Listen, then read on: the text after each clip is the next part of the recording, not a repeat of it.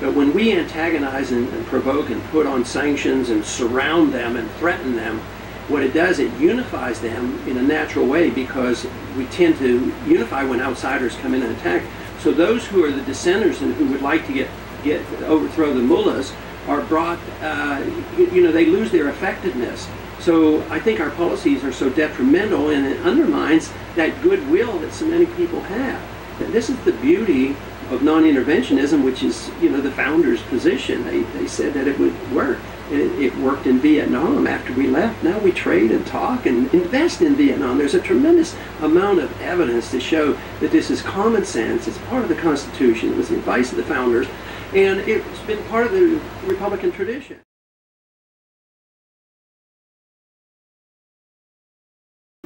Socialism doesn't work. I mean, anybody who advocates socialism, I think, they're going in the wrong direction. We've had a form of medicine since the 60s, and it continues in that direction. It's not socialized medicine, but in a way it's interventionist type of medicine where the government regulates and controls and spends, and it lends itself more toward a fascist approach, because right now most of the money in medicine ends up in the hands of corporations, the HMOs, the PPOs, and hospital management companies, and Wall Street, and investors, and it ruins the doctor-patient relationship. Because of this, prices go up. So people who are on the margin, who might not have insurance and can't pay for it, they're getting hit with an 8 or 9 or 10% inflation rate in medical care costs. And to me, it's all a consequence of government intervention. The American people have been offered two lousy choices. One, which is corporatism, or a fascist type of approach, or socialism. We deliver a lot of services in this country through the free market. And when you do it through the free market, prices go down.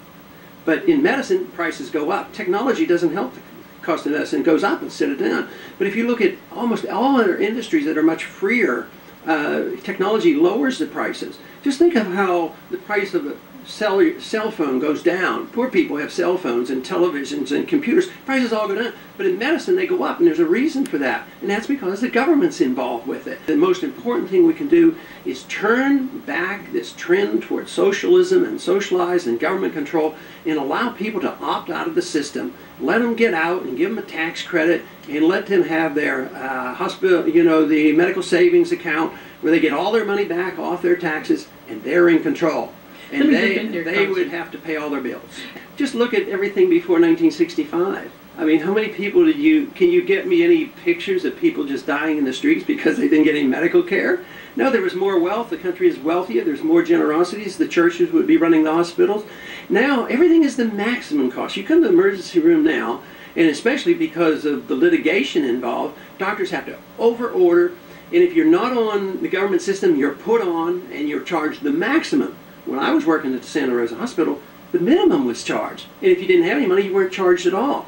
And there's nothing wrong with that. People are frightened about freedom, and there's no reason to be frightened about it. It really works. It has worked for many, many years. We've only had the real test of freedom in this country for a short period of time when you look at all of history. But most of the world has been run by totalitarians, control and central government and socialist ideas. And I just have a much more confidence that free people are capable of taking care of themselves, and that government bureaucracies don't work. Central economic planning doesn't work.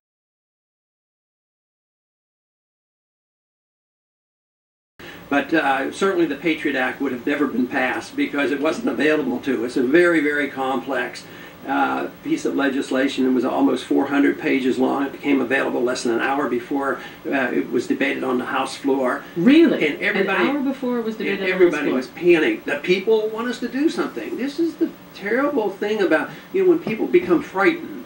And this is why governments and officials always want to pump out the fear. Well, you've got to do something.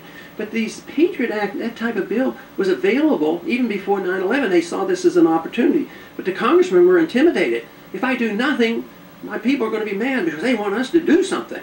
And the people aren't frightened. When they are frightened, they're much more willing to give up their liberties. But giving up their liberties won't make them safer. That's the real sad part of it. President Bush has become a chief fearmonger, and that Dick Cheney is a chief fearmonger. Again, this is what Democrats say. that they have frightened people so that they can stay in power. How do you feel about that criticism of the Bush administration? I think there's a lot of fear-mongering going on all around, whether it's on foreign policy or domestic policy. Just think about, just recently there's another possible terrorist attack. These people they arrested. I think that's the 11th time. I don't think anybody's ever been prosecuted. We should deal with it, but it shouldn't be used to further invade our privacies. And that's what they do. Anytime they can stir up the fear, whether it's international, that they're going to hit us with a nuclear weapon, people, well, we have to do something, and people are easily intimidated. I think that most government officials over the past several decades have overdone the use of fear to scare the American people into giving up their liberty.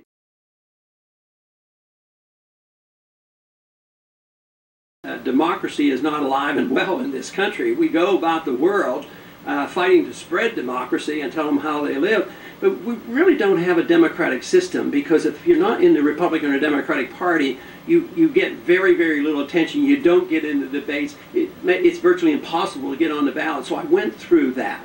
And, as a libertarian candidate, in yeah, and if you're a billionaire, if you're a Ross Perot, you can manage to get on the ballots.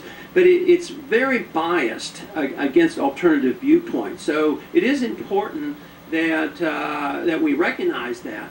But I'm not uncomfortable in the Republican Party, but it's sort of sad that you have to do this in the Republican or Democratic Party. I mean, I wouldn't be getting any attention if I was in a third party. And I'm always encouraging third parties, but I think the laws are difficult, and they've been made to make it very difficult, because the Republicans and the Democrats aren't looking for the competition. They want to monopolize it. So in many ways, we are less democratic than some other systems where they have multiple parties and more people represented, and they're able to be represented here. For me, it's secondary. To me, the message is the most important, and I think education is more important than politics. So I operate the best I can under the circumstances that exist.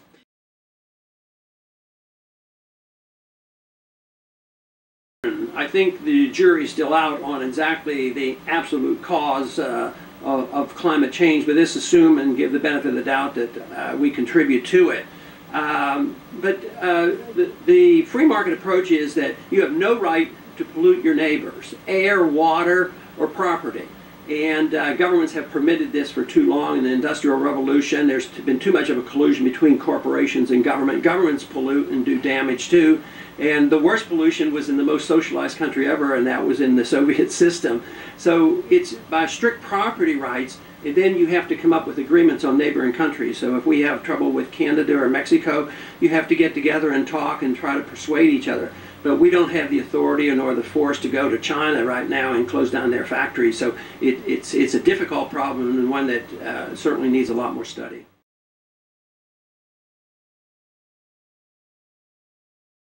And they suggest to me, well, maybe you're not Republican enough. Well, I don't think so.